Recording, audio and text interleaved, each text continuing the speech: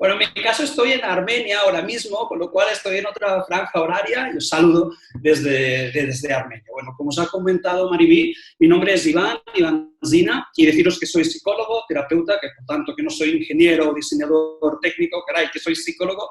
Lo único que me he especializado a lo largo de los últimos 18 años de mi vida, prácticamente la mitad de mi vida, pues al uso de las tecnologías más emergentes, y con ello me refiero desde el uso de realidad virtual, realidad aumentada, apps para dispositivos móviles, pero también las herramientas de telecomunicación y que estamos utilizando en el campo de la salud mental. Precisamente, los principales objetivos de este breve webinar que haremos hoy es acercaros, en primer lugar, un poco más esto que denominamos la ciberpsicología en general, que se refiere al uso de las nuevas tecnologías de la información y la comunicación en el ámbito de la salud mental. Y a continuación ya me enfocaré en un tipo de tecnología más concreto, que son las tecnologías de telecomunicación, la terapia online, que creo que es lo más relevante en estos momentos de confinamiento y de coronavirus, que hay un número muy elevado de psicólogos que están empezando a utilizar este tipo de tecnologías,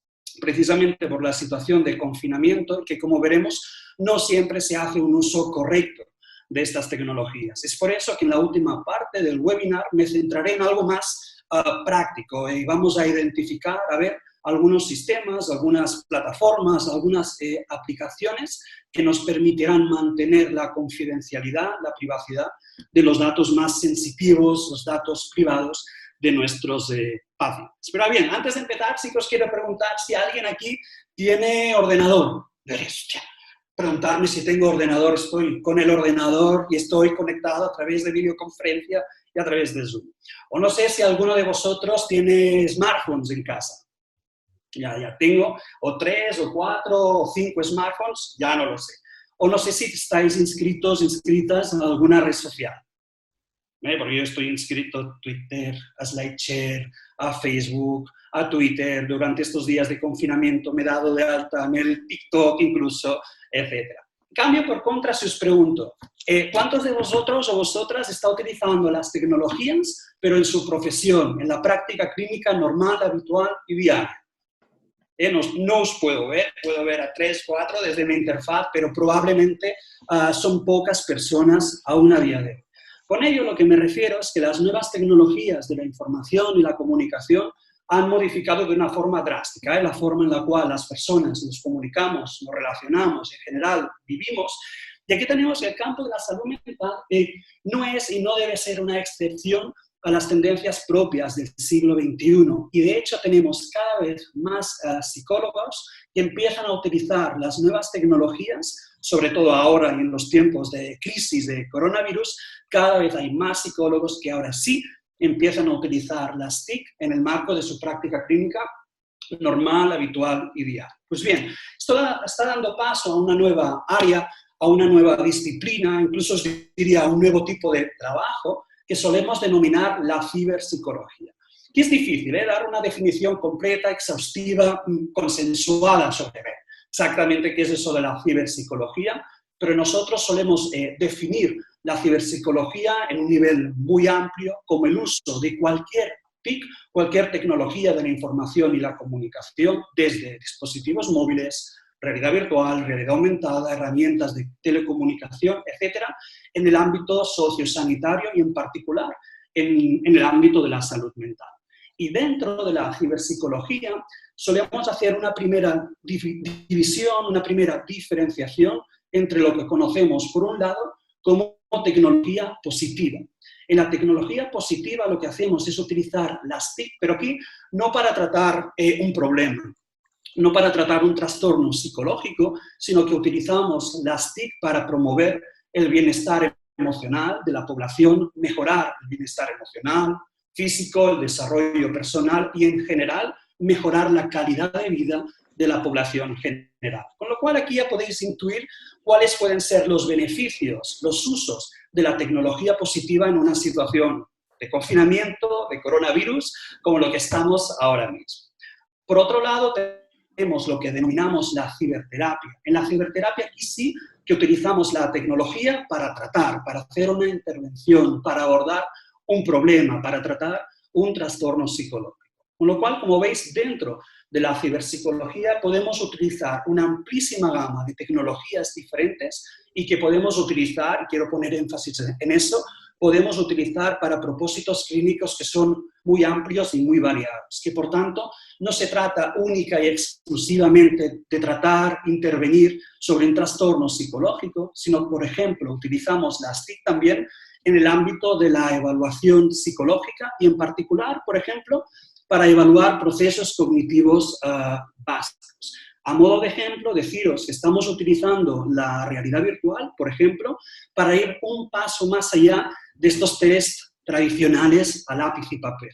Uno de los principales problemas de los test más tradicionales, aquí os he puesto un ejemplo del Mini Mental Test, es que si os fijáis tenemos preguntas y respuestas descontextualizadas, en las cuales el paciente debe dar respuestas de sí, no, o escala tipo Likert. En ocasiones aparecen incluso palabras escritas de colores, me refiero al Stroop, etc. Con lo cual es como mínimo arriesgado, problemático generalizar estos resultados a la vida cotidiana de los pacientes. En cambio, por contra, cuando utilizamos la realidad virtual, en este caso, podemos representar lo complejo que es el mundo real, las interacciones sociales que se dan en el mundo real y lo más importante, se trata de un escenario, un contexto en el cual el paciente tiene que hacer acciones, tareas mucho más parecidas a las que debería realizar en el mundo real. Imaginemos, por ejemplo, una prueba de memoria. En el caso del Mini Mental, hay un pequeño ítem en el cual los pacientes deben recordar 3 palabras. Peseta, caballo, manzana, creo que son. Es un test algo descontextualizado. En cambio, si utilizamos la realidad virtual, como os comentaba, podemos representar una situación más cercana al mundo real. Lo que hacemos en este caso es crear, por ejemplo, un supermercado virtual y es en este supermercado virtual donde mi paciente pues, debe comprar, no sé, patatas, leche y también manzanas. Vemos, por tanto, la diferencia y cómo incrementamos la validez externa o ecológica de las pruebas más tradicionales. Pero bien, no me alargo, si no ocuparé aquí toda la hora. Otros usos que estamos haciendo de las nuevas tecnologías están en el ámbito de la prevención de ciertos trastornos mentales. Y es que tenéis que tener en cuenta que ya hay las primeras aplicaciones para dispositivos móviles que me permiten predecir si mi paciente podrá acabar desarrollando un trastorno del estado de ánimo en aproximadamente 1 a 2 semanas, más o menos, o bien si mi paciente, por ejemplo, paciente bipolar, acabará desarrollando un episodio depresivo o maníaco en 1 a 2 semanas. Y por eso utilizamos diferente información que procede del propio smartphone. Un ejemplo lo tenéis en esta empresa que se llama Vocalis Health, y lo que hace Vocalis Health es analizar los patrones de voz del usuario. Cuando hacemos una llamada telefónica, cuando estamos haciendo una videoconferencia, etc. Y a partir de aquí me puede determinar si mi paciente bipolar, por poner este ejemplo, acabará desarrollando en 1 o 2 semanas un episodio depresivo o un episodio maníaco, además con una eficacia del 80-85%, imaginaros. Con lo cual aquí tengo esta información y puedo aplicar unas técnicas de intervención de forma preventiva y antes de desarrollar este trastorno psicológico. Es cada vez más frecuente utilizar apps para facilitar la prevención de ciertos trastornos psicológicos.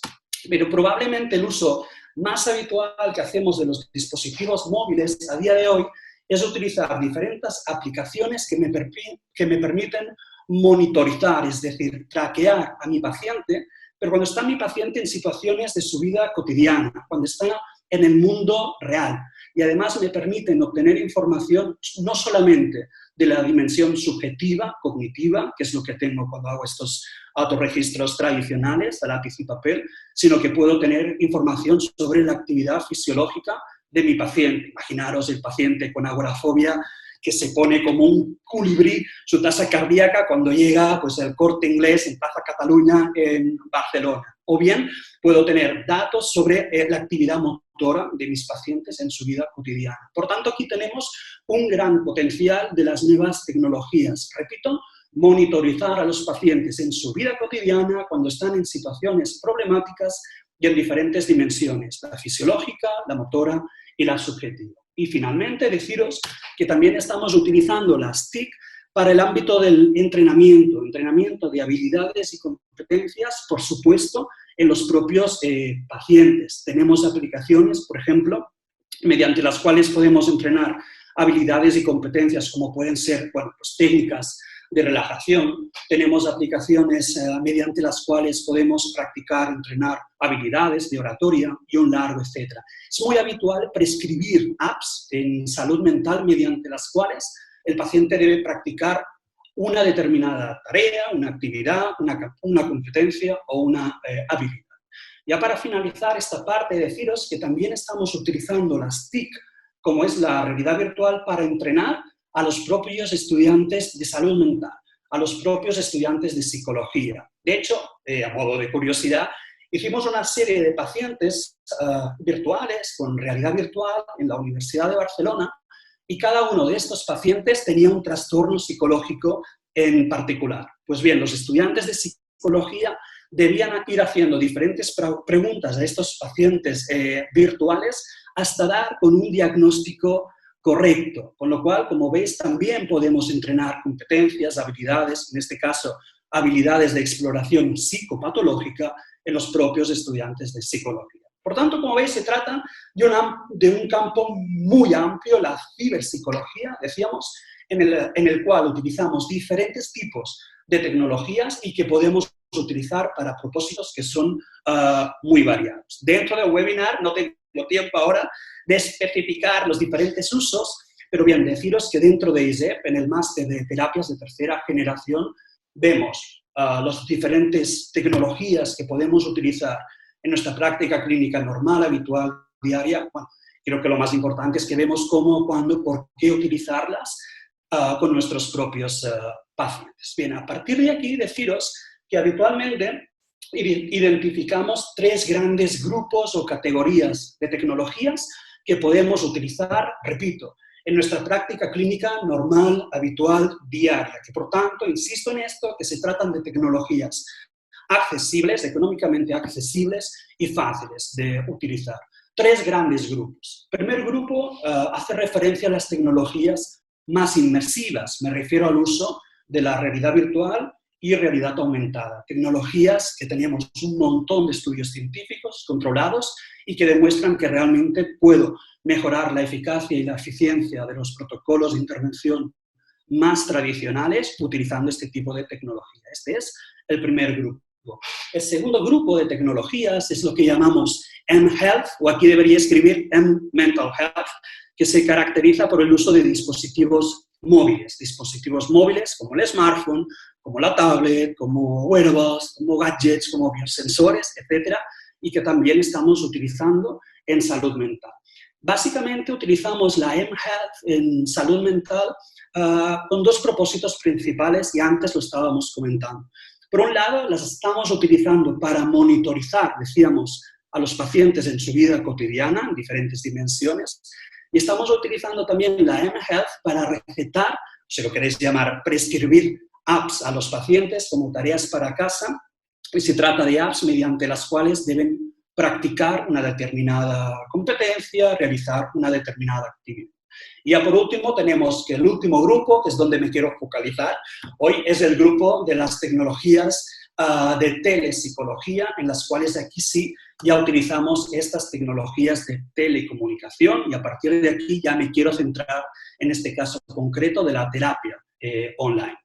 De nuevo, al proporcionar una definición de la terapia online, algo muy básico, tampoco hay una definición completa, consensuada y maravillosa de la terapia online, pero bueno, yo prefiero partir de esta definición de Súcula y que define la terapia online como la provisión de servicios de atención psicológica a distancia, y aquí es el punto importante, empleando, fijaros, tecnologías de telecomunicación, que por tanto no debemos utilizar como sinónimos o no debemos igualar la terapia online con la videoconferencia, sino que aquí podemos utilizar otro tipo de recursos o de tecnologías. Me refiero a la videoconferencia, por supuesto, pero también al correo electrónico, al chat, servicios de mensajería instantánea y un largo etcétera. Lo que tenemos en definitiva en común aquí es que hay una distancia física, una separación entre el terapeuta y el paciente, una separación que precisamente se ha convertido en una obligación prácticamente a día de hoy, provocada por la pandemia y provocada por el coronavirus. Digo una obligación o una necesidad porque hay un gran volumen de psicólogos que se han encontrado que empiezan a utilizar las tecnologías de telecomunicación, por un lado, para continuar el proceso terapéutico, para continuar acompañando a sus propios pacientes, pero en este caso utilizando tecnologías como es la videoconferencia. Pero sobre todo nos hemos encontrado con un gran volumen de personas con diferente sintomatología inducida, creada por la situación en la cual nos encontramos ahora de confinamiento y de pandemia.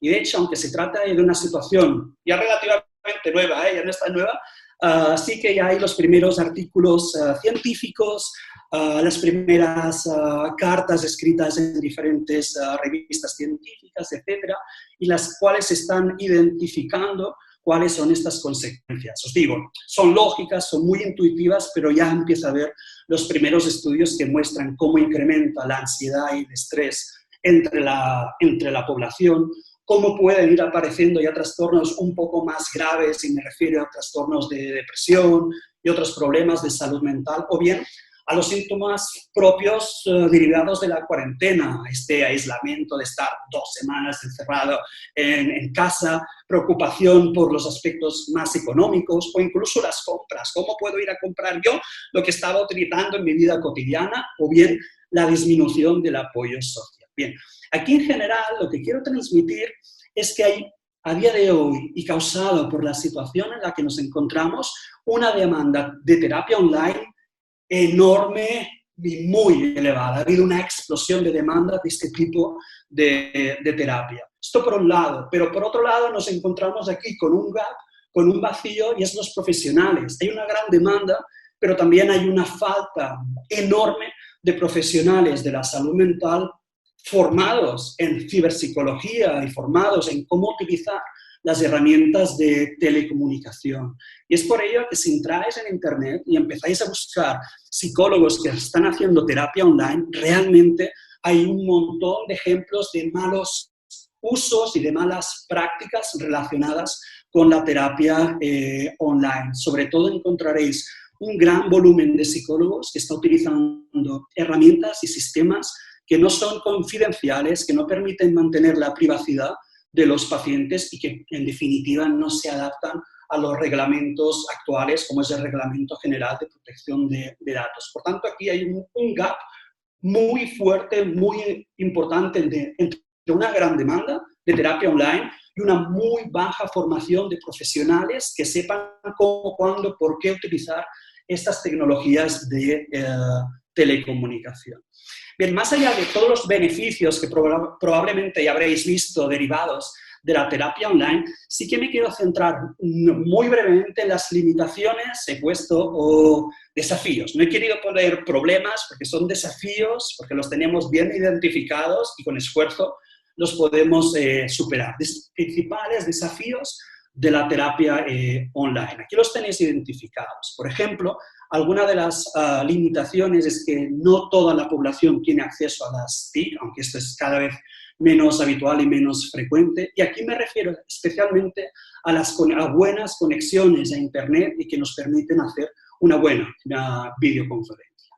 Otras limitaciones tienen que ver con las competencias TIC y las competencias clínicas por parte del propio terapeuta y también las competencias digitales que se requieren por parte del paciente.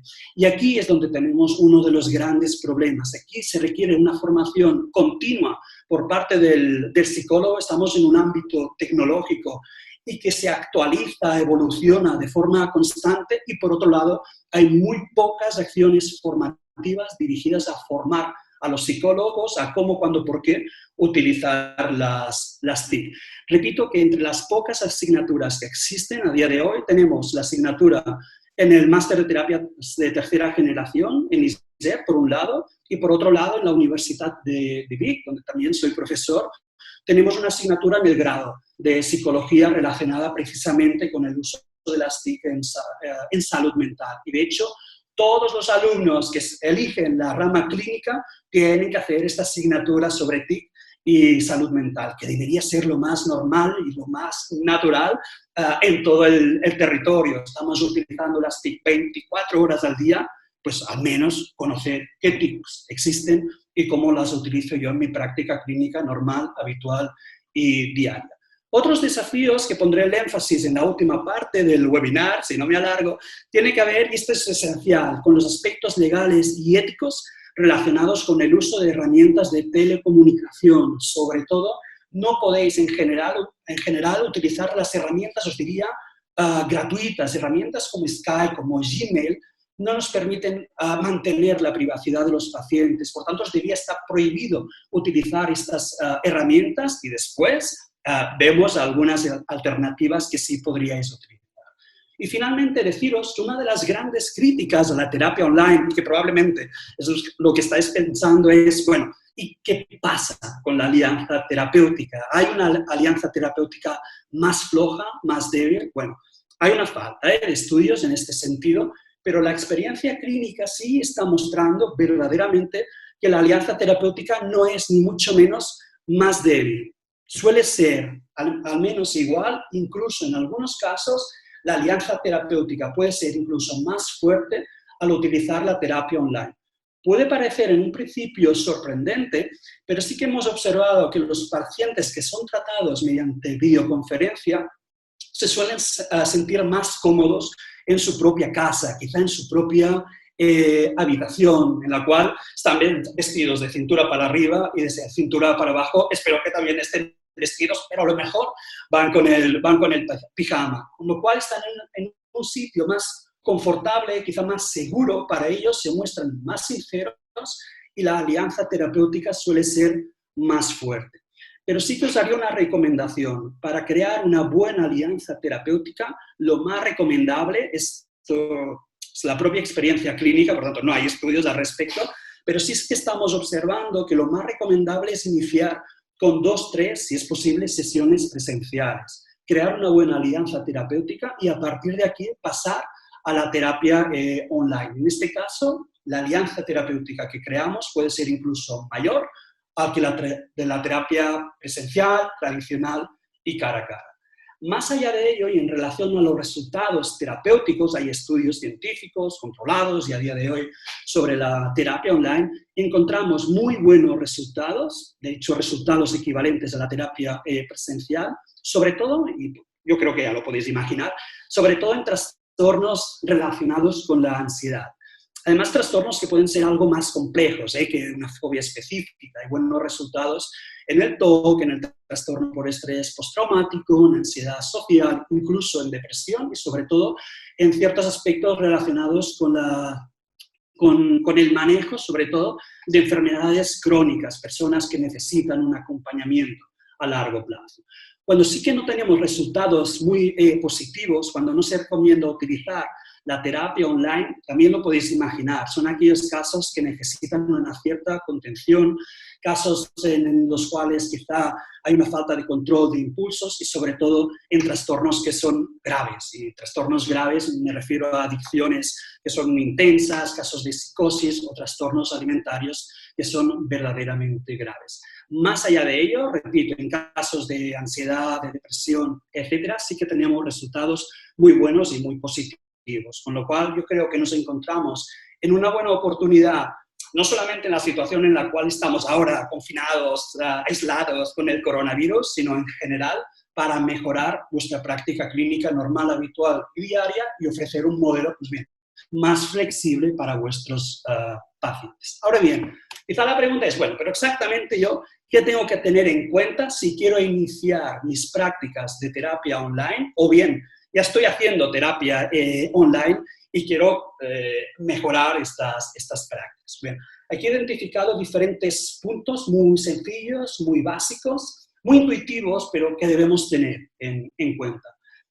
El primer punto tiene que ver con la parte más clínica. Y aquí tenemos que aunque utilicemos las nuevas tecnologías de la información, y me refiero a la videoconferencia o bien si utilizamos incluso cascos de realidad virtual, necesitamos naturalmente un buen conocimiento sobre los tratamientos más tradicionales y basados en la evidencia. Y igualmente, aunque yo esté utilizando un casco de realidad virtual con mi paciente, necesito también, naturalmente, unas buenas habilidades terapéuticas. Que por tanto, aunque utilicemos sistemas de videoconferencia, los ingredientes esenciales del tratamiento siguen siendo exactamente los mismos que siempre. Por tanto, yo como psicólogo debo tener una buena empatía con los pacientes. Necesito la colaboración del paciente. En ocasiones necesito la colaboración de los familiares del paciente, que el paciente conozca que se tendrá que esforzar, que lo pasará mal durante el proceso terapéutico. Por tanto, fijaros que aquí tenemos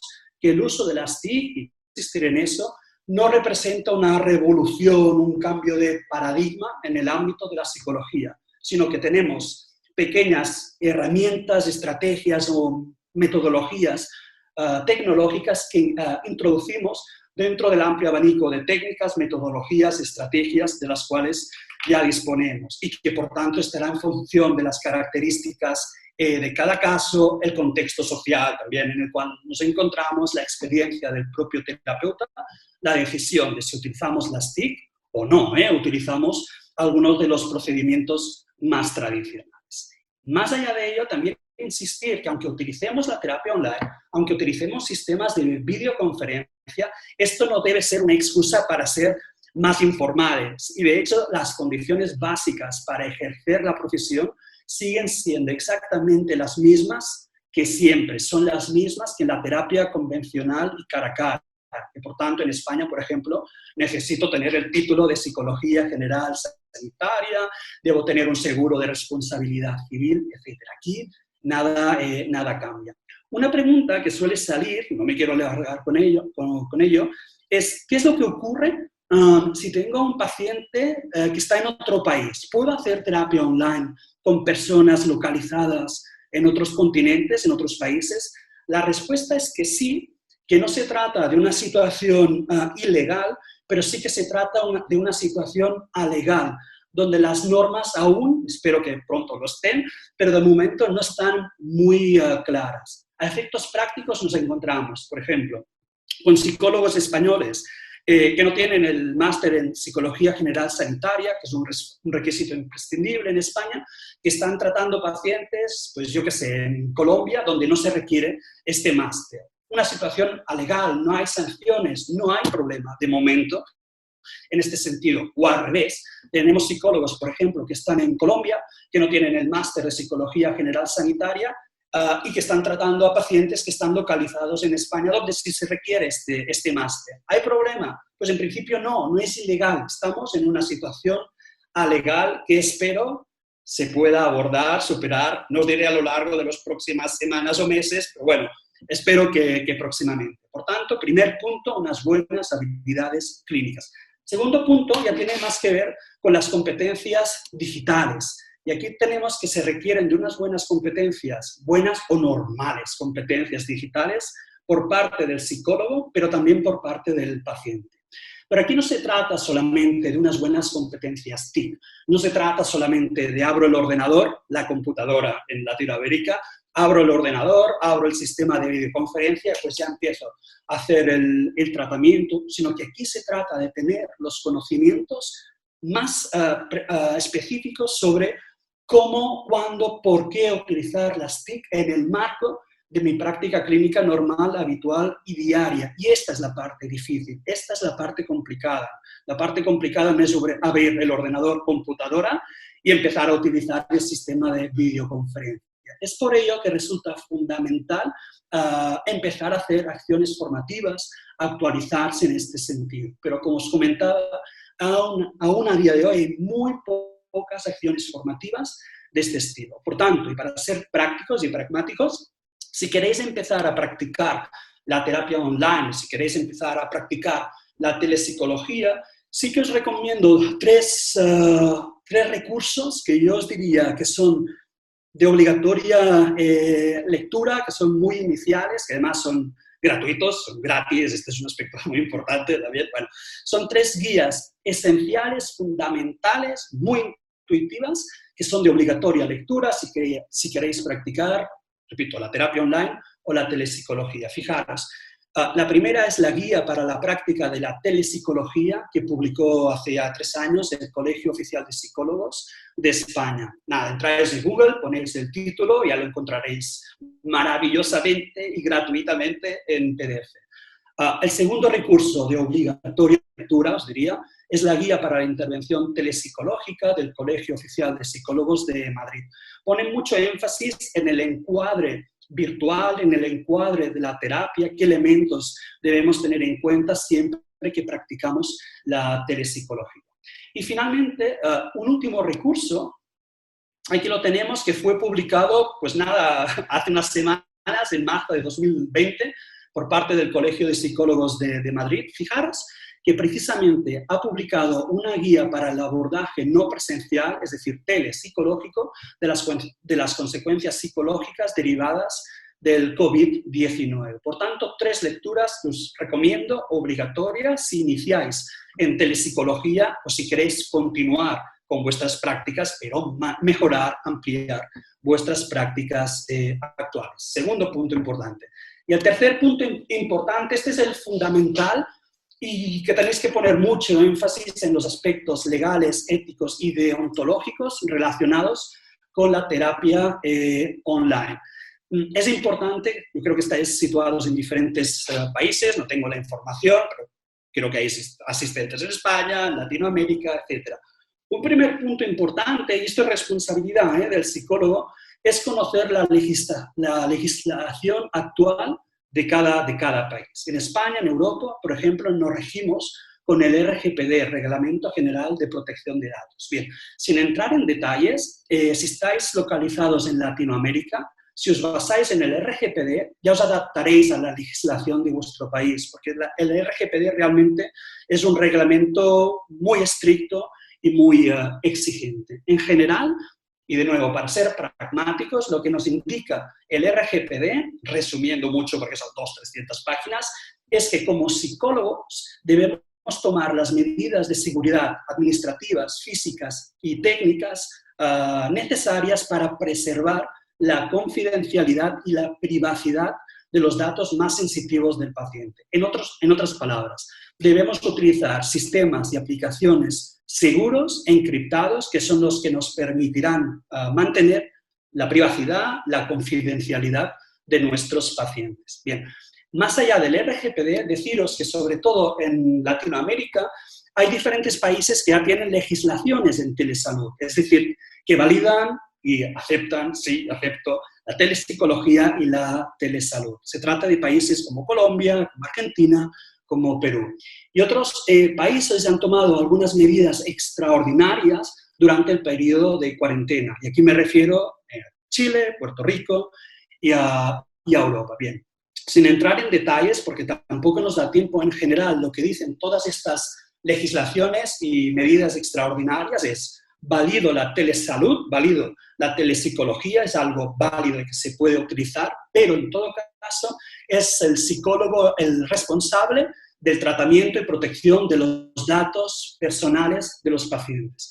Y que el psicólogo es el responsable significa, en otras palabras, que si hay algún problema en la vulnerabilidad de los datos del paciente, algún problema en su confidencialidad, el responsable es el terapeuta. Por tanto, siendo pragmáticos y siendo catalán, yéndome al dinero, bueno, las sanciones no son para el paciente, las sanciones económicas serían para el propio psicólogo. Por tanto, mucho cuidado en estos aspectos. Bien, quiero centrar la última parte del webinar en las medidas iniciales básicas que debes tener en cuenta a la hora de practicar la teleterapia, a la hora de practicar la telepsicología.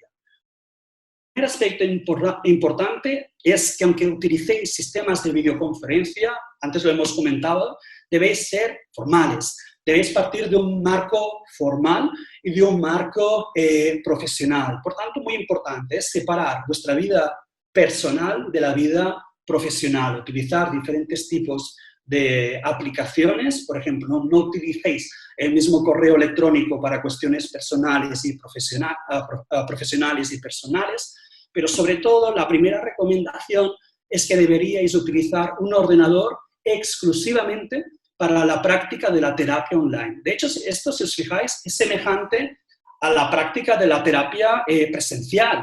Cuando hacéis terapia presencial, no vais al comedor de vuestra casa, no vais a un bar, sino que disponéis de un sitio concreto con unas características específicas donde hacéis el tratamiento psicológico. Cuando nos vamos a lo virtual es muy semejante. En este caso, se traslada a utilizar un ordenador exclusivamente para hacer terapia online.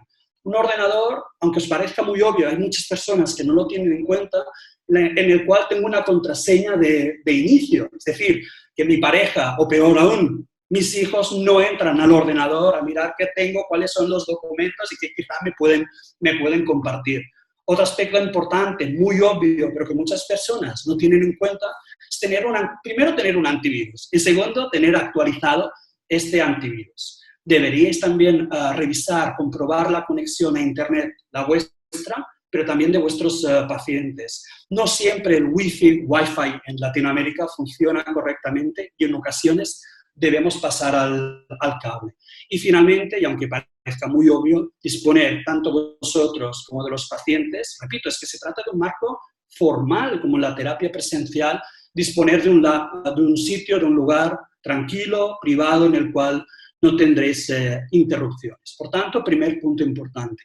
Segundo punto importante está en encriptar todos los documentos y carpetas personales en las cuales puedo tener información de mi paciente. Encriptar documentos, encriptar carpetas y, sobre todo, tened en cuenta hacer una copia de seguridad de estos documentos. Una copia de seguridad que puedo situar en un disco duro externo o que bien puedo situar en la nube. De no ser así, y no seríais los primeros que os encontráis con tengo el historial clínico de mi paciente en mi ordenador en PDF, tengo problemas en el ordenador, se me rompe el ordenador, pierdo toda la información. Muy obvio, pero hacer estas copias de seguridad. También hablamos de encriptar y probablemente habréis visto en otros webinars o habéis visto información sobre es muy importante encriptar los documentos, es un paso esencial, pero quizás os estáis preguntando, bueno, pero exactamente cómo encripto, la propia palabra encriptar parece como algo abstracto. Bien, encriptar es muy sencillo, primer punto importante. Segundo, hay un montón de aplicaciones gratuitas para encriptar los documentos. Ahora no me da tiempo a explicar paso a paso cómo utilizar estas herramientas, pero bueno, aprovecho para decir que a principios de mayo tenemos el congreso virtual de ISEP y estaremos impartiendo ya un taller relacionado con el uso de las nuevas tecnologías en la terapia online, y ahí voy a mostrar paso a paso cómo utilizar este tipo de herramientas. Bien, en el caso de la encriptación, os recomiendo utilizar esta herramienta que se llama Cryptomator. Aquí tenéis el enlace cryptomator.org, una aplicación gratuita disponible para Windows y para Mac y que es muy sencilla de utilizar. Esta aplicación, como os digo, ya lo veremos paso a paso en el taller, porque hoy no me da tiempo, pero os permite crear un archivo, un archivador virtual. De hecho, en vuestra consulta presencial probablemente ya tenéis un archivador físico y que además tenemos que cerrar en llave. Lo mismo es en el ámbito virtual. Debemos crear un archivador virtual donde guardamos todos los documentos y estos documentos están encriptados. Una herramienta muy fácil que podéis encriptar en 5 segundos y gratuita, Cryptomator. Repito, ya lo veremos en el congreso de ISEP porque ahora no me da tiempo a hacer todos los pasos. Tercer punto importante, esencial y que un montón de verdad de psicólogos se pasan por alto a día de hoy, es utilizar plataformas y aplicaciones seguras, encriptadas, antes lo decíamos, y que me permitan mantener la confidencialidad de los pacientes. En el caso de la videoconferencia, antes también lo comentábamos, no podemos utilizar Skype.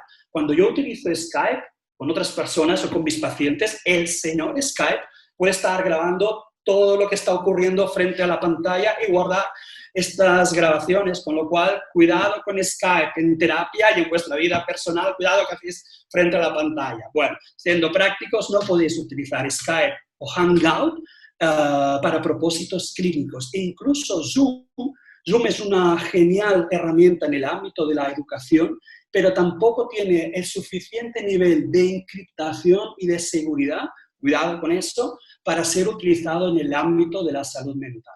Por tanto, yo lo que os recomiendo es utilizar programas, plataformas creados específicamente, concretamente, para ser utilizados en el ámbito de la salud mental. Y hay diferentes plataformas en español. Un muy buen ejemplo, yo creo que el mejor ejemplo de plataforma de videoconferencia segura que tenemos a día de hoy, y aquí soy objetivo, sincero, porque no tengo vinculación con ellas, y mucho menos económica, por tanto puedo ser sincero, yo creo que la mejor plataforma a día de hoy es esta plataforma que tenéis aquí, que es la de Cita.io.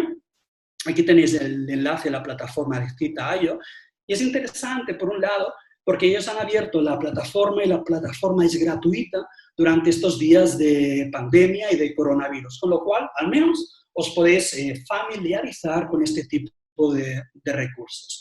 Y yo recomiendo la plataforma de Cita.io porque, por un lado, tenéis una plataforma de gestión de todo vuestro centro, ya sea un centro más pequeño en el cual tenéis solamente una sala, o sea, ya un centro más grande con diferentes salas, incluso un hospital. Bueno, lo que tenéis en esta plataforma es que podéis crear diferentes roles profesionales. Puedo tener a la persona de secretaría, puedo tener al psiquiatra, tengo el psicólogo cognitivo-conductual, tengo el psicólogo sistémico, bueno, etcétera, si no voy a ocupar todo lado. Bueno, tengo los diferentes roles. Puedo crear agendas para los diferentes roles y los pacientes, si yo quiero, pueden pedir una cita directamente a través de la agenda. Tengo el historial clínico del paciente, si quiero, digitalizado e encriptado dentro de la plataforma. Y además, como tiene su propia pasarela de pago, me genera las facturas directamente. Imaginaros, los que somos autónomos, una aplicación, una plataforma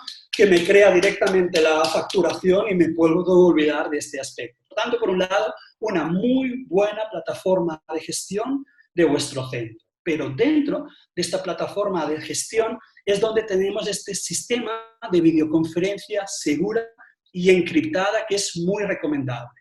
Y es muy recomendable porque no se limitan a ofrecer simplemente el sistema de videoconferencia, pero es seguro y encriptado, que es lo que tendríamos, por ejemplo, con el Skype, sino que van un paso más allá y tienen diferentes opciones creadas específicamente para el profesional de la salud mental. Me refiero que durante la videoconferencia yo puedo abrir la agenda y anotar la siguiente sesión de tratamiento, o bien, si tengo el permiso del paciente, puedo grabar la sesión para después revisarla. Bueno, hay un montón de opciones y posibilidades que os invito a revisar y que, como os digo, es ir más allá de simplemente ofrecer un sistema de videoconferencia segura. Repito, no me da tiempo a abrir la aplicación, enseñaros las diferentes opciones. Esto lo veremos ya más paso a paso en el taller que tenemos de ISEP ya en mayo.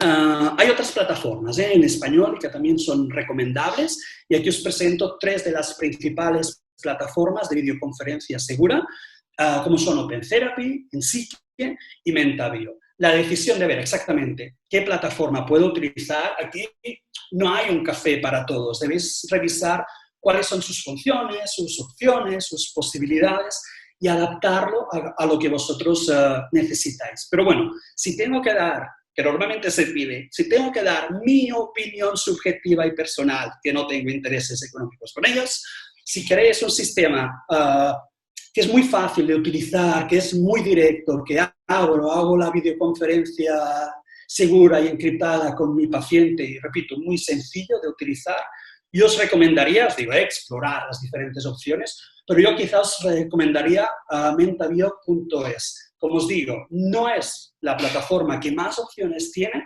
pero sí que es quizá la plataforma que me permite ir más directamente, más fácilmente, a hacer una videoconferencia segura y encriptada. Por tanto, y repetir, no podéis utilizar por ley, incluso os diría, aplicaciones como Hangout o bien como Skype.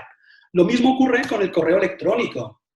En estos días estaba revisando también psicólogos que ofrecen terapia online y un montón de psicólogos, y además lo anuncian y ponen el precio, utilizan el Gmail en su práctica clínica normal, habitual y diaria. Y de nuevo tenemos que ni mucho menos, Gmail es seguro, es confidencial ni es privado, que por tanto no podemos utilizar Gmail en salud mental y con nuestros pacientes. Aquí os doy dos alternativas que, repito, no puedo ahora mostraros paso a paso por motivos de tiempo, pero lo vamos a ver en el taller.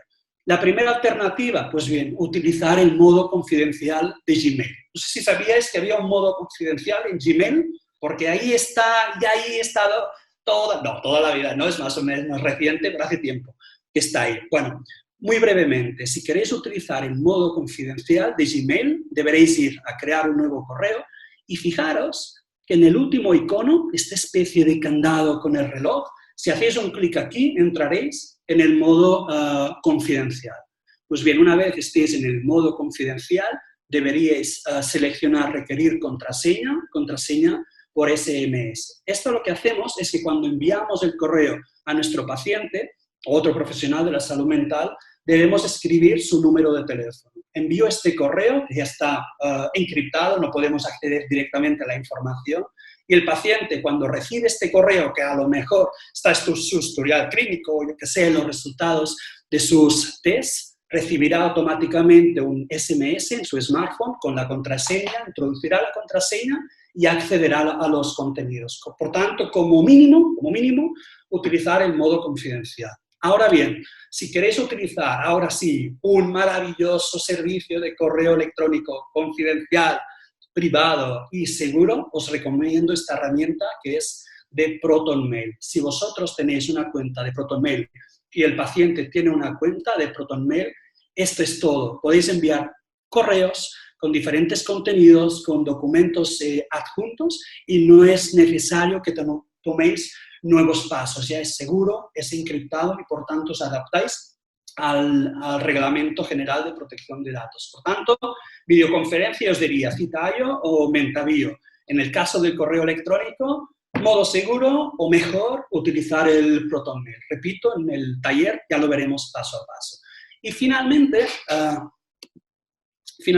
tenemos los servicios de mensajería instantánea, que cuidado con estos servicios de mensajería instantánea, porque son muy informales, son muy difíciles de limitar, nos pueden llegar centenares de mensajes y además no tenemos remuneración. Voy rápido. Aquí lo que os recomiendo es poner un precio a cada mensaje o grupo de mensajes que os envíe el paciente. Un precio simbólico, no sé, un céntimo, 5 céntimos, un peso, 5 pesos, un precio simbólico, y esto limita ahí mucho el número de mensajes que recibís. En definitiva, os llegan los mensajes importantes. Y segundo, determinad en el consentimiento informado que disponéis de cierto tiempo para dar respuesta al paciente. Lo que vosotros determinéis, por ejemplo, pues no sé, 24 horas. De esta manera el paciente no estará permanentemente conectado, mirando si estáis conectados, si habéis visto el correo o no. Fijad un precio simbólico y un tiempo para dar respuesta. Más allá de ello, como aplicaciones seguras, encriptadas y que respetan el RGPD, haceros dos recomendaciones muy directas. Una sería utilizar Telegram y en particular el chat secreto, esto parece muy misterioso, bueno, el chat secreto de Telegram. Aquí tenéis una captura de pantalla de mi Telegram, es tan simple como entrar, hacer un clic, nuevo chat secreto, entráis y ya cumplimos con el Reglamento General de Protección de Datos. La segunda opción es utilizar el SIM. Por tanto, fijaros en qué tipo de herramientas sí podéis utilizar dentro de vuestra práctica clínica normal, habitual y diaria. Voy acabando muy rápidamente, intentaré dentro de tiempo deciros que es muy recomendable combinar la videoconferencia con algo más. En videoconferencia no tenemos un contacto directo con el paciente y sí que vemos que es muy útil, muy recomendable, decíamos, recetar o prescribir diferentes aplicaciones mediante las cuales el paciente debe realizar una determinada tarea. Ya hago dos grupos de recomendaciones. Por un lado, los autorregistros electrónicos. Aquí tenéis diferentes ejemplos y en particular destaco Clinicovery, una plataforma que me permite crear mis propios autorregistros electrónicos y compartirlos con los pacientes. Se trata de posibilidades que revisamos también en el máster de terapias de tercera generación más tranquilamente y más paso a paso. Segundo grupo de aplicaciones que recomendamos, sobre todo en este momento de confinamiento, coronavirus, de ansiedad y de estrés, son estas aplicaciones con técnicas de relajación mindfulness que permiten practicar, aprender a diferentes técnicas de relajación. Os he puesto en este slide las más populares, que tienen un precio, pero siempre, pues bueno, tienen un contenido abierto, pero sí que os recomiendo sobre todo esta aplicación que veis aquí, Breath to Relax, que es en inglés, es gratuita, pero bueno, más allá del idioma, enseña a utilizar la respiración controlada, que es muy sencillo, que requiere una cierta práctica, pero que puede ser muy útil en la situación en la cual nos encontramos a día de hoy. Y acabo diciéndoos que siempre que utilizamos las nuevas tecnologías debemos añadir la información sobre las TIC en el consentimiento informado que ya estamos utilizando.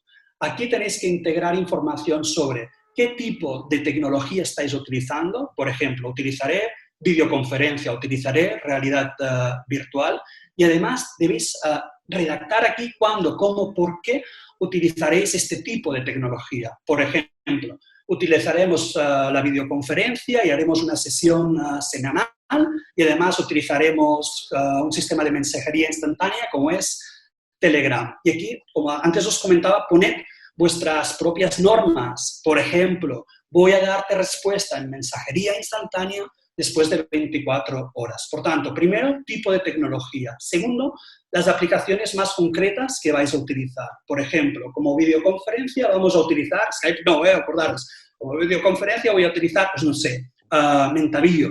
Como servicio de correo electrónico voy a utilizar, acordaros, Gmail, no, bueno, voy a utilizar, por ejemplo, el ProtonMail. Escribid qué aplicaciones utilizaréis y si se adaptan o no al Reglamento General de Protección de Datos, sobre todo en Europa.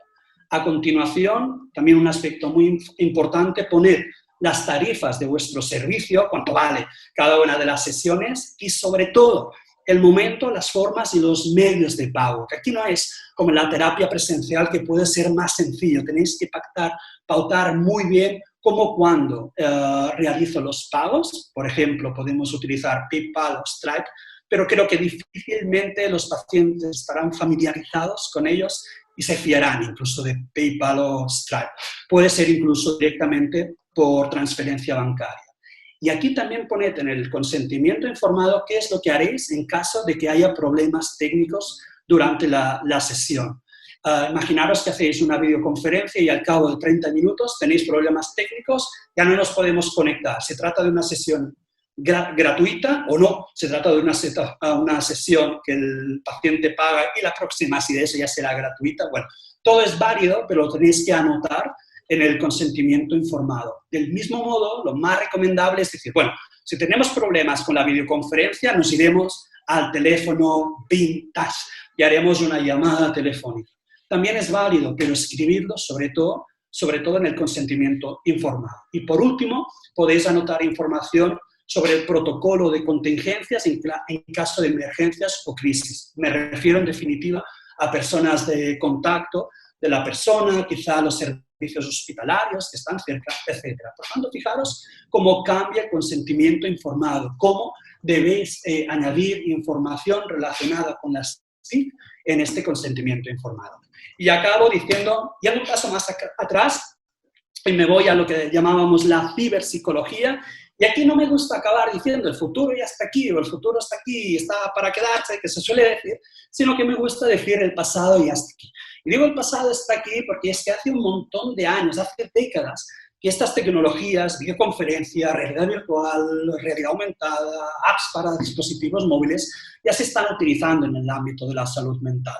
Lo único que ha cambiado a lo largo de este tiempo es que estas tecnologías son económicamente accesibles, son muy fáciles de utilizar y que, por tanto, en definitiva, ahora sí podéis utilizarlas en el marco de vuestra práctica clínica normal, habitual y diaria, sobre todo para mejorar la eficacia y la eficiencia de los protocolos de intervención más tradicionales. Espero más o menos haberme ajustado más o menos al tiempo. Muchas gracias por vuestra atención. Aquí tenéis mi correo electrónico. Si revisáis las aplicaciones que hemos visto, tenéis dudas, cualquier cosa, me podéis contactar. Pues gracias por vuestra atención y ahora para críticas, sugerencias, dudas o preguntas, disponemos también de un espacio. ¿Cómo podemos hacer para que un paciente se sienta cómodo haciendo ciberterapia?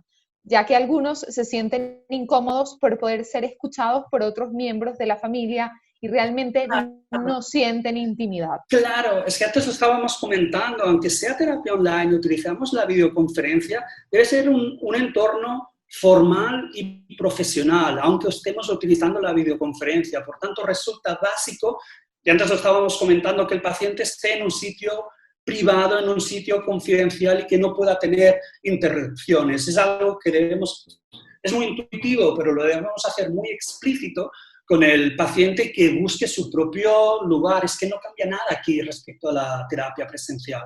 Buscar un lugar, un sitio tranquilo, confidencial, privado, en un momento determinado. También es cierto que a medida que el paciente va utilizando la videoconferencia, se va familiarizando mucho más, se siente mucho más cómodo, la tecnología se convierte en algo transparente y vamos afianzando la alianza terapéutica. Pero como os digo, lo más recomendable es iniciar con 2 o 3 sesiones presenciales, no hay investigación al respecto, pero bueno, es la experiencia clínica, 2 o 3 sesiones presenciales, hacer una buena alianza terapéutica y después pasar al ámbito online. Genial. Nos pregunta María Laura: hola Iván, ¿has tenido experiencia con telepsicología atendiendo a población infantil? Gracias. En mi caso es más en población adulta, tengo poca experiencia en infantil, pero creo que en infantil sí que es importante, relevante, relacionarlo con el padre, con la madre del niño o niña, trabajar mucho con ellos, sobre todo estos aspectos más formales de la terapia online. Hay poca investigación en infantil, mi experiencia es con adultos, pero es verdad, ya no hablo de videoconferencia, pero en el campo de la ciberpsicología es curioso porque la mayoría de las investigaciones se dirigen a población adulta o incluso a población de la tercera edad. Y hay muy poca investigación dirigida a infantil, juvenil, que son precisamente los nativos digitales y los que están más familiarizados con el uso de las TIC. Yo pondría unas normas muy claras, haría mucho énfasis en la parte de psicoeducación, sobre todo en la población infanto-juvenil, y psicoeducación en los niños y en los padres, claro. Bien. Orieta nos pregunta: Iván, ¿cuáles trastornos consideras que no se pueden atender a través de la teleterapia? Sí, los trastornos más graves. Hay experiencias, por ejemplo, de tratar a través de videoconferencia casos de psicosis, pero yo creo que en estos casos de una psicosis sería muy problemático hacerlo con teleterapia y videoconferencia. Lo mejor es derivar a un psicólogo psiquiatra presencial. Y antes también lo comentábamos, en aquellos casos que hay una falta de control de impulsos, en agresores sexuales, en general, yo creo, en trastornos graves. Esta es la diferencia. En trastornos de ansiedad es muy útil utilizar la teleterapia, trastornos de ansiedad, depresión leve. Cuando son trastornos más graves, la primera opción debería ser la terapia presencial. Entonces, os lo decía, las TIC no es una revolución en psicología, las debemos utilizar siempre con todos los pacientes. Es una técnica, una herramienta más dentro de nuestro abanico de técnicas, y pues en función de las características de cada paciente decidimos. ¿Cómo sueles obtener el consentimiento informado? ¿Por qué vía o medio te lo hacen llegar los pacientes? Claro, aquí es un punto importante y es interesante, porque vosotros debéis hacer el consentimiento informado, por ejemplo, lo podéis hacer en PDF, y aún no hay una legislación muy concreta. Yo como lo hago, y aunque no sea lo más oficial, es crear un PDF, y el PDF se puede signar, firmar de manera digital, de manera electrónica. Es como lo manejo. Si es un tema que os interesa, ¿cómo hacemos el consentimiento informado? ¿Cómo lo pasamos a PDF? ¿Y cómo lo firmamos a través de un PDF?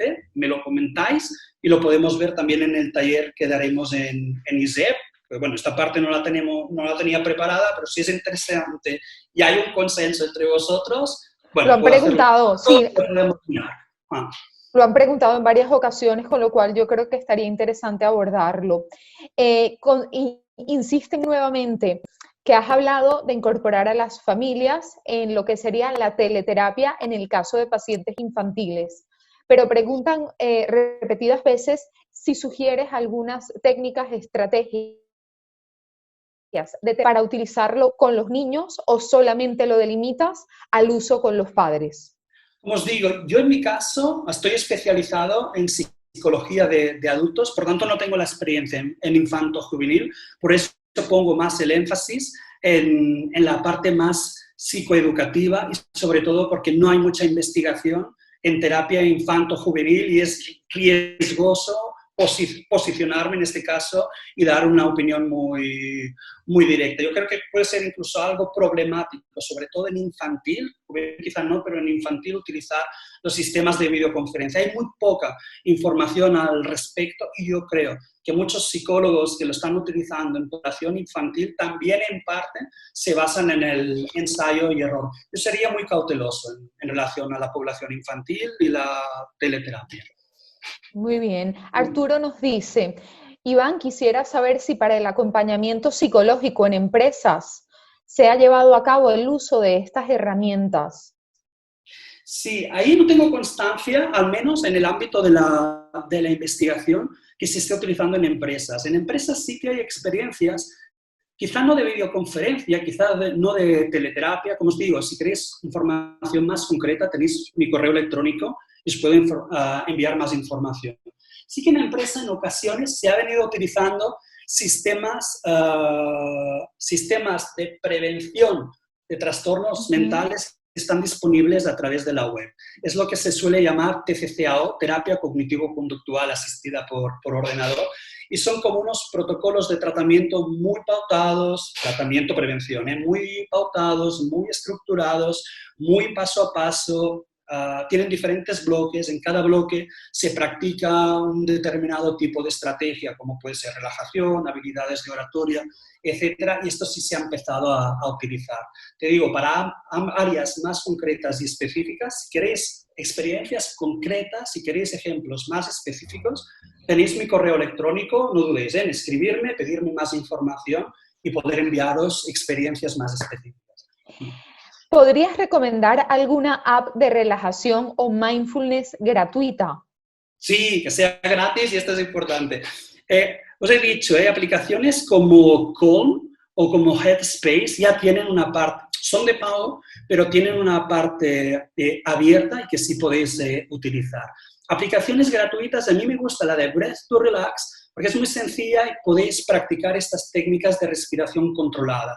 Además, podéis manipular los ciclos de respiración, 6, 8, 10, 12. De todas formas, y es un aspecto que sí ponemos énfasis en el máster de terapias de tercera generación, está en el psicólogo, ya no como consumidor de aplicaciones, y aprovecho ahora que tengo tiempo para explayar, pero no como consumidor de aplicaciones que ya existen y utilizarlas, sino que creo que la gran oportunidad, la gran ventaja de la ciberpsicología es el psicólogo como creador, como diseñador de sus propios contenidos digitales. Y aquí, ¿por qué no? En relación a las técnicas de relajación, podéis utilizar aplicaciones gratuitas, pero yo os animaría, más que utilizar aplicaciones gratuitas, que las hay, y hay aplicaciones de pago con partes abiertas, a crear vuestras propias técnicas de relajación, a utilizar vuestra propia voz, a utilizar el nombre del paciente, grabaros a vosotros mismos y compartir esta técnica de relajación creada específicamente para vuestros pacientes y que la podéis compartir a través del correo electrónico. Yo creo que la gran diferencia está en utilizar aplicaciones, pero crear nuestros propios contenidos digitales. En el máster vemos desde crear nuestras técnicas de relajación con audio que comparto el paciente cada día antes de ir a dormir se pone los auriculares, cierra los ojos, pero fijaros en la diferencia entre una voz en off de una aplicación o bien la voz del terapeuta que se dirige a mí y que me ha creado un programa de tratamiento específico. Otros ejemplos son con los autorregistros electrónicos. En el máster vemos cómo utilizar herramientas gratuitas, gratis, que esto es importante, como el Google Sheets, con las hojas de cálculo para crear nuestros autorregistros electrónicos, compartirlos con el paciente los completa, vemos la información en tiempo real. Esto es lo más recomendable. En relación a la relajación y meditación, hay un punto curioso, porque estas aplicaciones para apps para dispositivos móviles como Calm suelen ser mucho más caras que aplicaciones mucho más sofisticadas e inmersivas y basadas en el uso de la realidad virtual, y con realidad virtual podemos crear emociones mucho más fuertes. Me voy a un ejemplo específico, se lo voy a ocupar aquí toda la hora y media. Si tenéis cascos de realidad virtual, por ejemplo Oculus Go, hay aplicaciones que son gratis como Guided Meditation Virtual Reality, y hay un montón de localizaciones de relajación que tienen más de 100 técnicas y narrativas de relajación, y es una aplicación que es gratuita. Curiosamente, aplicaciones inmersivas mucho más poderosas suelen ser más gratuitas que aplicaciones que se basan en dispositivos móviles. Pero no me alargo, que voy a ocupar todo. Muy bien, por acá nos preguntan, ¿cómo podemos fortalecer la alianza terapéutica en el caso de un paciente donde las primeras sesiones no las pudimos realizar de manera presencial, sino que desde cero hemos comenzado vía online con él? Claro, no es un problema. Antes decía, lo más recomendable suele ser empezar de manera presencial. Pero si empezáis con lo virtual, haciendo terapia online, sí que debéis dar este espacio de confianza, y yo volvería a la parte de psicoeducación, y resulta esencial, siempre que utilizáis cualquier tecnología, a explicar muy bien cómo, cuándo, por qué estamos utilizando esta tecnología, y sobre todo darle tiempo al paciente. Los pacientes sí que vemos que probablemente, quizá, en las primeras sesiones de videoconferencia, incluso en un principio se pueden sentir, entre comillas, algo extraños, de ver aquí la cara, no tengo un contacto físico, pero a medida que pasan las sesiones sí se sienten cada vez más cómodos. Yo os diría, como más importante, crear este espacio, y me repito, formal y profesional, que estamos utilizando la videoconferencia, pero necesitamos nuestro espacio privado, personal, crear este clima semejante a la práctica presencial, que no sea la excusa, la videoconferencia, de ser mucho más informales o desestructurados, hacer como si se tratara de una terapia presencial, en definitiva. Muy bien. ¿Con qué frecuencia recomiendas utilizar la terapia online? Si os referís a las sesiones de tratamiento, sí, se suele hacer, es muy parecido a la terapia presencial, una sesión semanal de una duración de 40, 50, una hora aproximadamente. Y me repito que no tenemos aquí un cambio de paradigma, una revolución en psicología, sino que los protocolos de tratamiento son los mismos, son los tradicionales y basados en la evidencia. Pero aquí lo que cambia, y antes lo he dicho muy rápido, que no me daba tiempo, sí que os recomiendo hacer una sesión igualmente semanal de videoconferencia, pero apoyar estas sesiones online y de teleterapia con el uso de apps para smartphones. Es decir, las tareas para casa, ir más allá del lápiz y papel y utilizar apps de relajación, apps de autorregistros electrónicos, apps incluso para entrenar habilidades de oratoria. Esto sí lo recomiendo, combinar videoconferencia con apps para realizar las tareas para casa. Nos pregunta Perla, ¿qué herramientas tecnológicas existen para la aplicación de test psicológicos y que sean confiables? Claro, este es un aspecto importante y esto es interesante, y aprovecho también que tengo tiempo. Fijaros, hay muchas aplicaciones tecnológicas que se dirigen al tratamiento psicológico. Se dirigen al tratamiento psicológico. Yo también tengo mi propia empresa, con lo cual tengo mi empresa, soy profesor, las dos vertientes, con lo cual os puedo decir la verdad. Las empresas pues os diría, que creamos aplicaciones para el tratamiento psicológico, es mucho más sencillo crear, por ejemplo, aplicaciones de realidad virtual para tratar un trastorno psicológico. Es mucho más sencillo, la validación es mucho más simple. Pero el problema viene cuando debemos crear aplicaciones para la evaluación psicológica. Esto es enormemente más laborioso y más difícil. Debemos hacer la aplicación, debemos validar la aplicación, debemos establecer los baremos, al igual que ocurre con los test psicotécnicos tradicionales. En definitiva, muy pocas empresas lo están haciendo.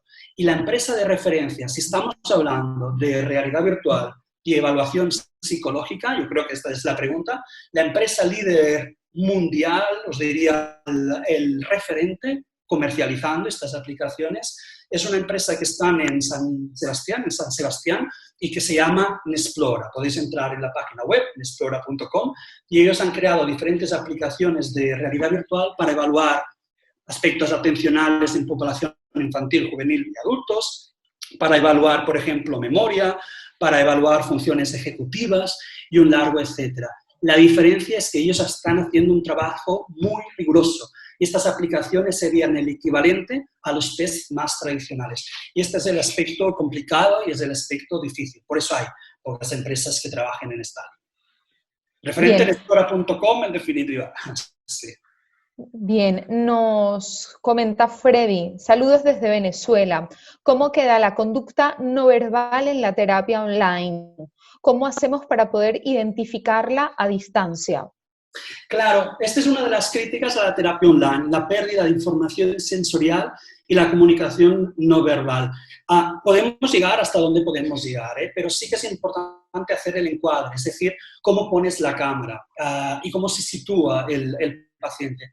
Naturalmente que perderás información sensorial, pero fíjate al menos que el paciente no esté muy cerca así de la cámara, que esté en una posición que más o menos puedas ver ciertos movimientos, ciertos gestos, pero es verdad que se pierde cierta información sensorial. Fíjate sobre todo en el encuadro y cómo se sitúa el paciente. De todas formas, estamos hablando ahora de la videoconferencia del año 2020, ya estamos en el 2020.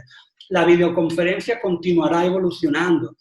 Hoy no me da tiempo a mostrarlo, pero lo vemos en el máster de terapias de tercera generación, cómo es el futuro de la videoconferencia. Y el futuro presente de la videoconferencia es mucho más inmersivo y veréis como en el futuro próximo ya podremos ver todas las partes corporales del paciente a través de la teleconferencia. Si queréis un ejemplo, simplemente para familiarizaros, para que veáis que existe, que se empieza a utilizar, que no fabulo, hay una aplicación interesante que se llama Teleport.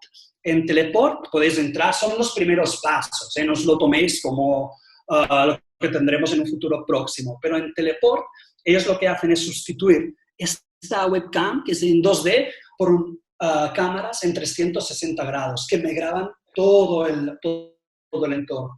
Y cambian esta pantalla del ordenador en la cual estamos ahora con cascos de realidad virtual, cascos a bajo coste, me estoy refiriendo.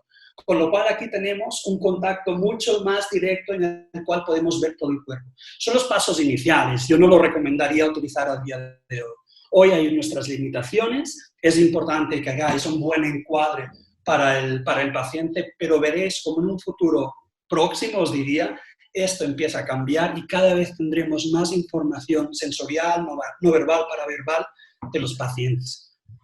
Nos preguntan por acá, ¿la ciberterapia puede ser aplicada independientemente del paradigma de psicología en el que te sitúes? Es decir, ¿solo se aplica desde la terapia cognitivo-conductual o pueden aplicarla humanistas y psicoanalistas, por ejemplo? Exacto. Y esta es muy buena pregunta también, que siempre me gusta, digamos. No tenemos una revolución en psicología. Tenéis que utilizar los protocolos de intervención que ya estáis utilizando tradicionalmente. Por eso he intentado, no sé si lo he evitado o no, decir terapia cognitivo-conductual.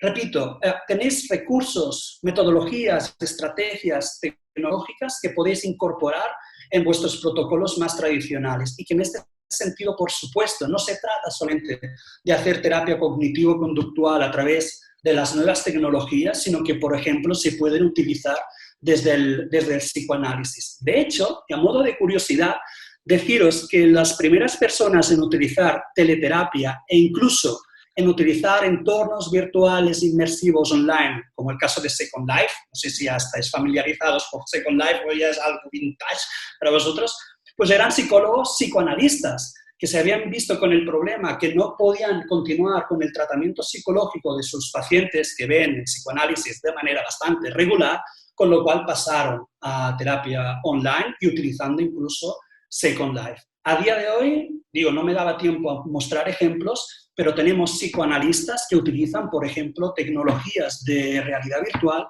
con sus propios pacientes, explorar sus emociones, sus recuerdos, sus pensamientos, o incluso se están adaptando las técnicas proyectivas, la casa, la familia, el árbol, a entornos de realidad virtual. Por acá nos preguntan de forma reiterada, ¿el costo de una terapia virtual podría ser el mismo o es diferente al de una terapia presencial? Sí, esta pregunta habitualmente aparece. Yo os diría, como recomendación, que el precio de la terapia online y virtual debería ser el mismo precio que la terapia presencial. Sí que hay un cierto coste por parte del terapeuta y podéis decidir si lo cargáis a vosotros o a vuestros pacientes. No os recomendaría cargarlo a vuestros pacientes. Normalmente, y hablo en general, no voy a casos particulares, estas plataformas de telepsicología se suelen quedar con un porcentaje de la sesión, o 5, o 10 o 15%, depende. Aquí podéis decidir si cargáis o no al paciente. Ahora bien, cuando utilizamos aplicaciones como recetas para casa, me estoy refiriendo a aplicaciones para el móvil o incluso a wearables, no sé si conocéis los wearables, aquí sí que normalmente no cargamos precio a la sesión, pero sí les solemos decir al paciente que compre sus propios productos tecnológicos, le enseñamos a utilizarlos y que los utilicen como tareas para casa. Yo como recomendación dejaría los mismos precios y este ligero porcentaje, al menos cuando utilizamos la videoconferencia, lo pondría a mi cargo y de hecho, bueno, ofrezco un servicio mucho más flexible para mis pacientes y de hecho son mis propias herramientas. Últimas preguntas, Iván, que nos quedan únicamente 4 minutitos. ¿Qué pasa con la atención online a través de videollamada de WhatsApp y con FaceTime? Sí, con FaceTime sí que lo podéis utilizar porque es un sistema encriptado. Ahora bien, utilizar el WhatsApp, en general os diría, estas aplicaciones gratuitas, pop y masivas, no las deberíais utilizar, ni mucho menos en el tratamiento psicológico. Insisto en utilizar aplicaciones concretas y creadas específicamente para la terapia psicológica. Y por otro lado, si utilizáis el WhatsApp, la videoconferencia por WhatsApp, primero, no lo deberíais utilizar, pero al menos si lo utilizáis, antes decíamos, un marco formal y profesional. Por tanto, al menos utilizar otro número de teléfono, es decir, diferenciar muy bien entre vuestra vida personal y vuestra vida profesional. Pero repito, no deberíais utilizar la videollamada a través de WhatsApp para hacer un tratamiento psicológico. Vale, y por último, preguntan por acá, ¿se utiliza este tipo de terapia para terapias grupales? Sí, es interesante. Aquí hay una falta, de nuevo, de investigación al respecto. No hay datos científicos, etcétera, pero sí que hay experiencias clínicas concretas que muestran que puede ser efectivo, sobre todo en la situación en la cual nos encontramos de pandemia, de confinamiento, de coronavirus, en la cual es absolutamente imposible hacer una terapia online. Fijaros como ahora estamos en Zoom y estamos ya 700, 800 personas. Bueno, una buena alternativa es hacer la terapia grupal a través de las plataformas de videoconferencia y donde, además, cuando utilizamos estas plataformas de videoconferencia, normalmente incluso nos pisamos menos que en la terapia presencial. Pero bueno, aprovecho para irme un paso más allá. Les digo, esto lo vemos en el máster de terapias de tercera generación. Hemos empezado a utilizar entornos de realidad virtual sociales e inmersivos para hacer diferentes sesiones, tratamientos grupales. Esto puede parecer algo muy futurista en un principio, pero tenemos que como pacientes nos podemos hacer nuestro personaje virtual, en realidad virtual. Los pacientes se pueden hacer sus avatares, personajes virtuales y quedamos con ellos a un sitio, en un momento concreto, para hacer una sesión. Un ejemplo son las técnicas de relajación que se está utilizando. Podemos irnos a una playa virtual con un grupo de pacientes y yo como terapeuta y con mi personaje virtual los puedo guiar a practicar diferentes técnicas de relajación o a practicar habilidades sociales como es la asertividad. estamos en los primeros pasos, pero si tenéis curiosidad, porque ahora lo estoy contando y es que me estás diciendo avatares, personajes virtuales, mundos virtuales. Bueno, si queréis un ejemplo, uno de los primeros ejemplos, por tanto bastante primitivo, pero bueno, para ver que existe podéis entrar en Facebook mismo a una aplicación que se llama Evolve, con V, Evolve VR, y veréis aquí unas experiencias que se llevan a cabo a nivel grupal y con realidad virtual. No me alargo, si es posible hacer la terapia grupal a través de plataformas de teleconferencia, que tenemos el ejemplo con Zoom, pero también a través de realidad virtual. Muy bien, Iván, pues a ver si hay algo más. Preguntaban por todo el tema de violencia intrafamiliar y por todo el tema de violencia de género, si este tipo de terapia se puede aplicar en casos de este estilo. No se recomienda. En casos que es muy difícil de manejar, hay problemas de control de impulsos, este tipo de situación no se recomienda, ni mucho menos aplicar la terapia online, la videoconferencia. Lo más recomendable, derivarlo a terapeutas, psiquiatras presenciales y evitar la parte online. Muy bien, pues Iván, creo que has contestado una gran cantidad de preguntas. Creo que se pueden dar por satisfechos los asistentes. Agradecerte a ti muchísimo por el conocimiento que compartes con nosotros, sobre todo por la profesionalidad y por la facilidad para explicarte en un tema tan complejo. Y agradecer a todos los asistentes que están acá en Europa, tú que estás en Armenia, muchísimas gracias. Sí, yo creo. Y sobre todo los que están en Latinoamérica, también enviarles un caluroso saludo en estos momentos que realmente son complicados para todos. Seguimos desde ISEP ofreciendo formación continua. Iván, te vemos en el Congreso y la información del Congreso pronto en nuestra web de ISEP, www.isep.es. Os digo, ahí tendré oportunidad de ir paso a paso, a partir de aquí, enseñar las aplicaciones, cómo las podéis utilizar. Muy bien, muchísimas gracias. Muy buenas noches desde España. Adiós. Gracias a todos y nos vemos. Gracias. ¿Quieres estar al día de todo lo que ocurre en ISEP? Síguenos en las redes sociales y no te pierdas nada. Actualidad, entrevistas con expertos, masterclasses, sesiones clínicas, vida estudiantil, eventos y mucho más. Podrás encontrarnos en Facebook, Twitter, LinkedIn, Instagram y YouTube. Además, ahora podrás convertirte en el protagonista de nuestros perfiles sociales. ¿Cómo? Muy sencillo. Cuéntanos cómo está siendo tu experiencia en ISEP. Muéstranos cómo es tu día a día o comparte las fotos de tus mejores momentos.